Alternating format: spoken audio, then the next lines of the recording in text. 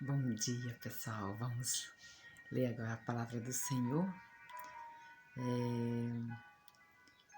Estamos lendo o livro de Números capítulo 11. E o título é As Murmurações dos Israelitas. Diz assim a palavra do Senhor: Queixou-se o povo de sua sorte aos ouvidos do Senhor. Ouvindo o Senhor, acendeu-lhe a ira, e fogo do Senhor ardeu entre eles e consumiu extremidades do arraial.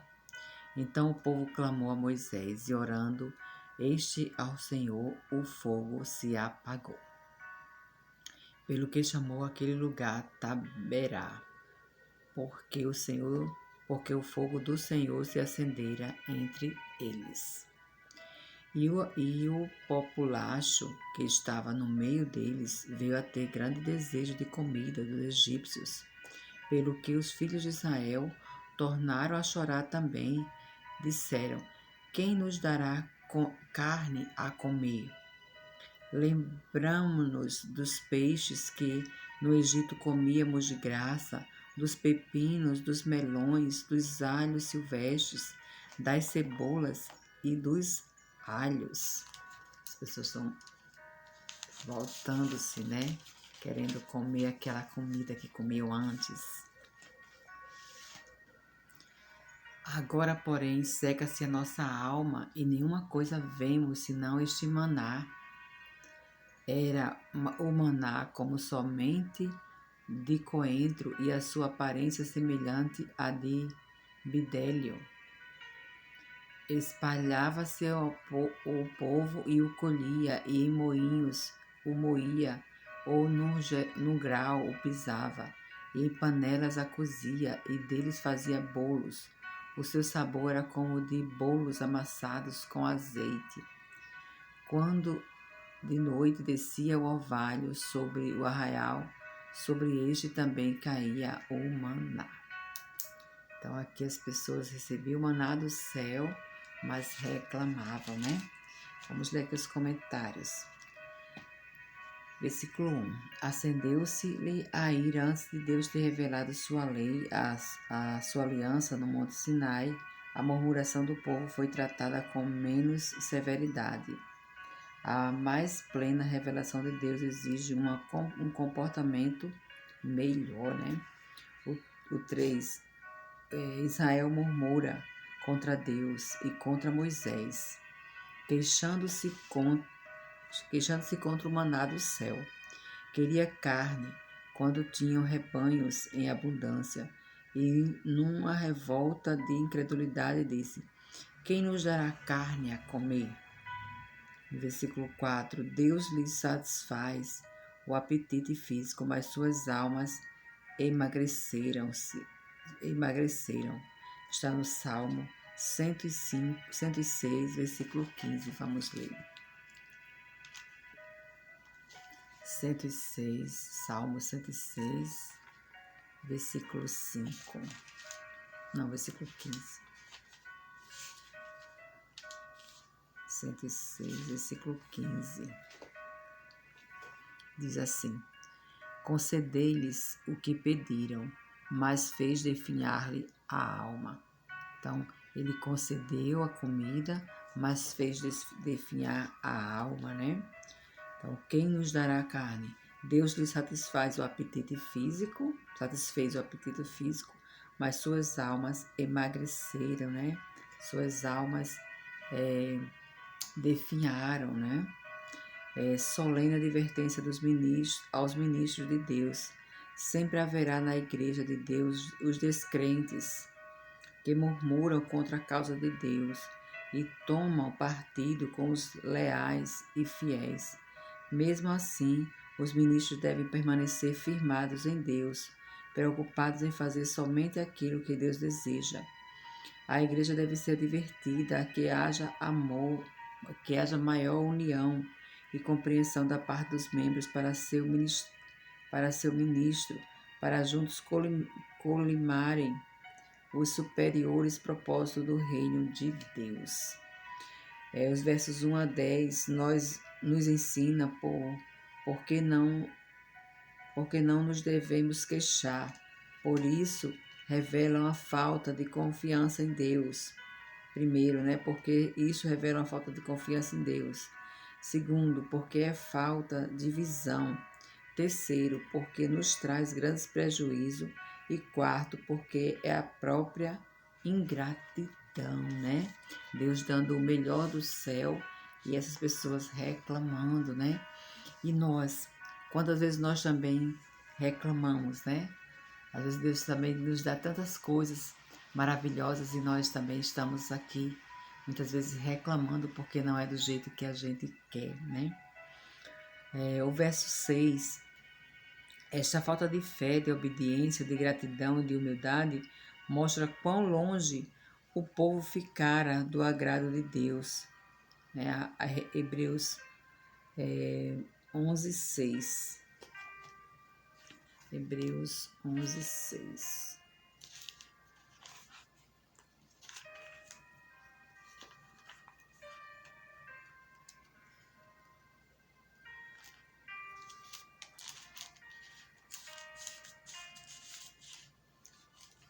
Hebreus fica antes de Tiago. 11, 6 diz assim: de fato, sem fé é impossível agradar a Deus. Portanto, é necessário que aquele que se aproxime de Deus creia que Ele existe e que se torna galardoador dos que o buscam, né? Então, quem busca a Deus precisa saber e crer que Ele existe, né?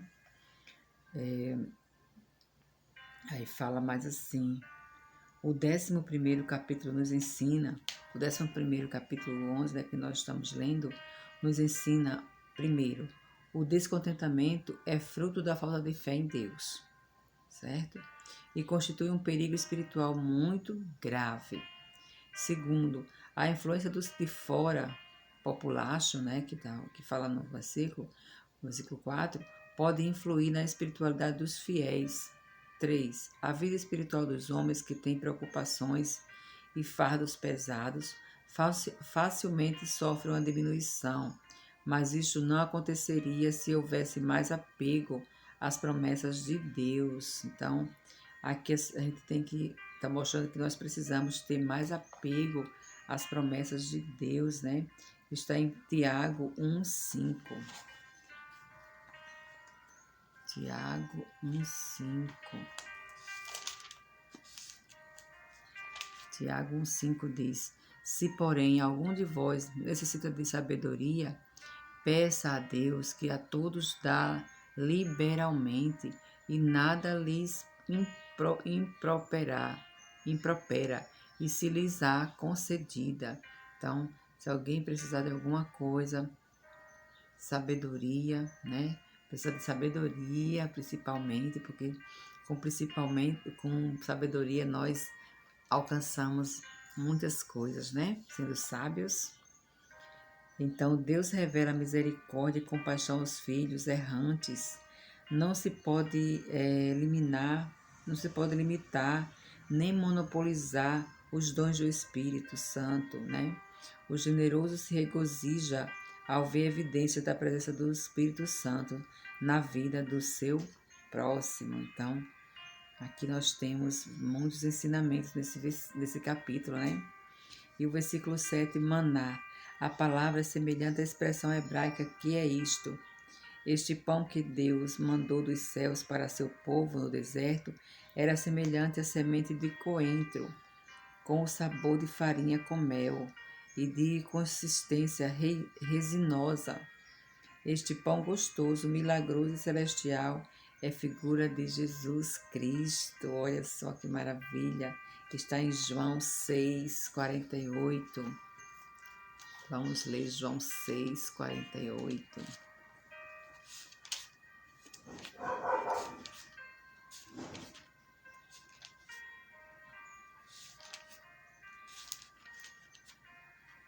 João 6,48 e 48 a 50. Eu sou o pão da vida, Jesus disse. Vossos pais comeram o maná no deserto e morreram. Este é o pão que desce do céu, para que todo que dele comer não pereça. Então, Cristo está dizendo que ele oferece a vida eterna. E no 51 ele diz: eu sou o pão vivo que desceu do céu. Se alguém dele comer, viverá eternamente. E o pão que eu darei pela vida do mundo é a minha carne. Então, Cristo morreu para nos dar a salvação. Aleluia, glória a Deus.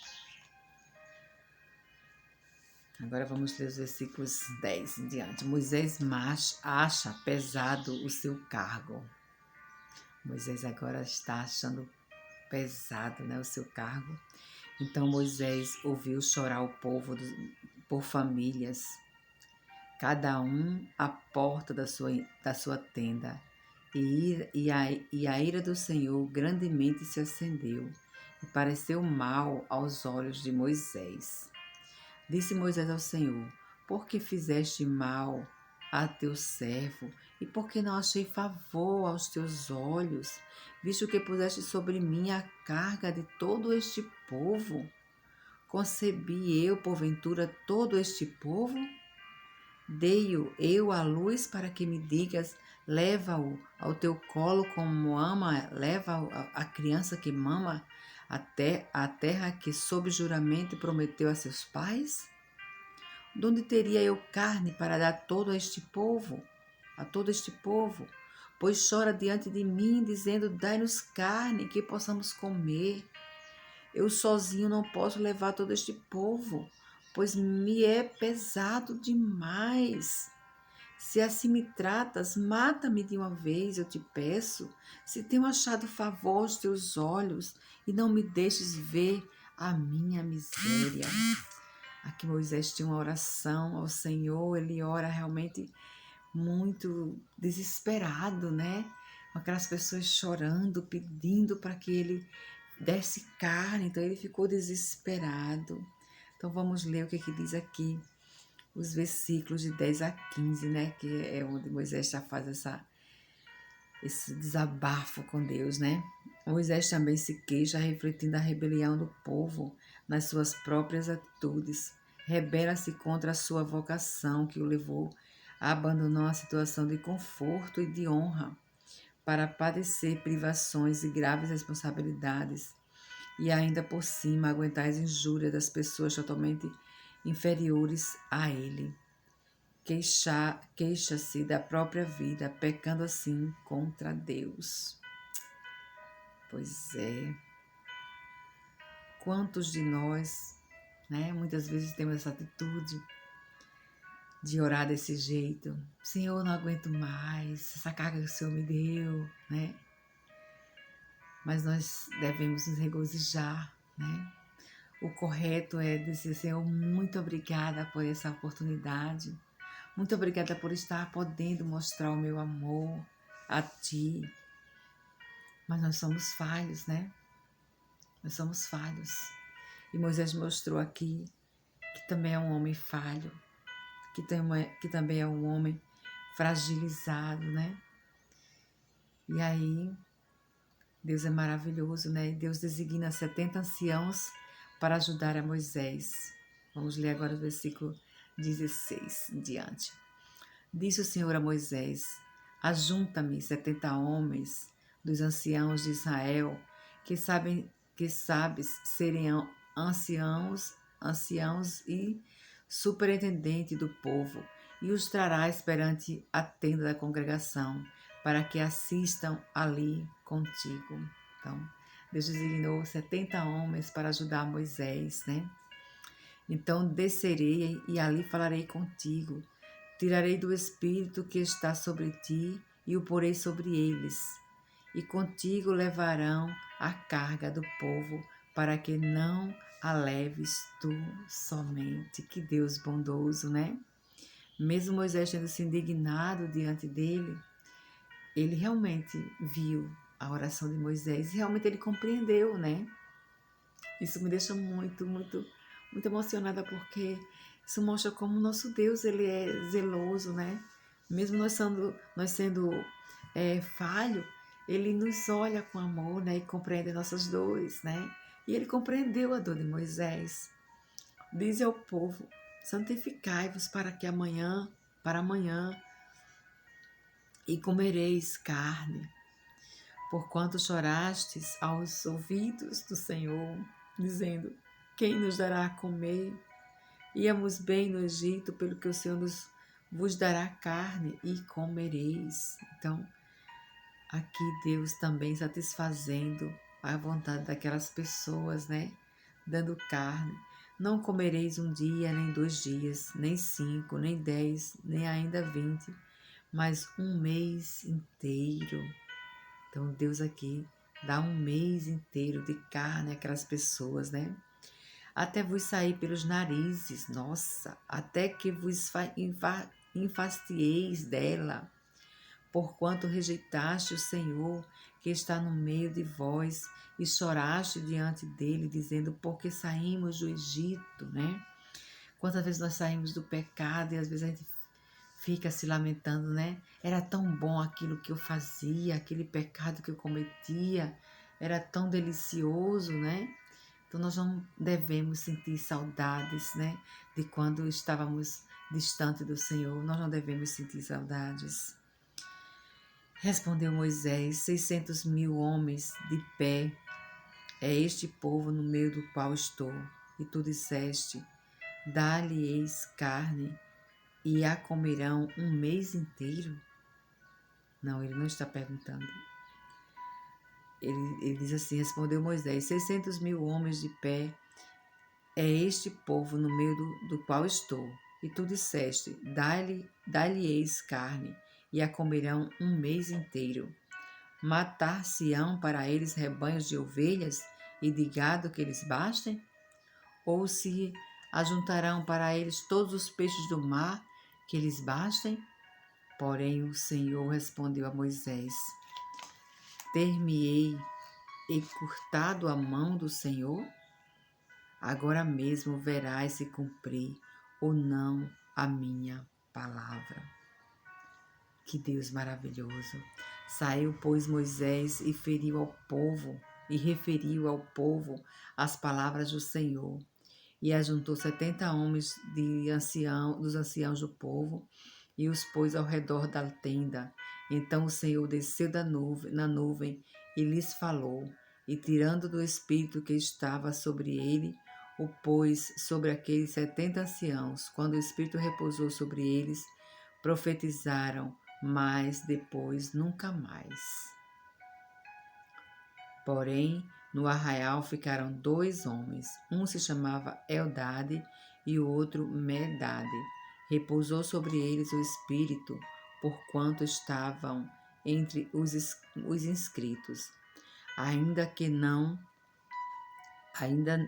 saíram à tenda e profetizavam no arraial.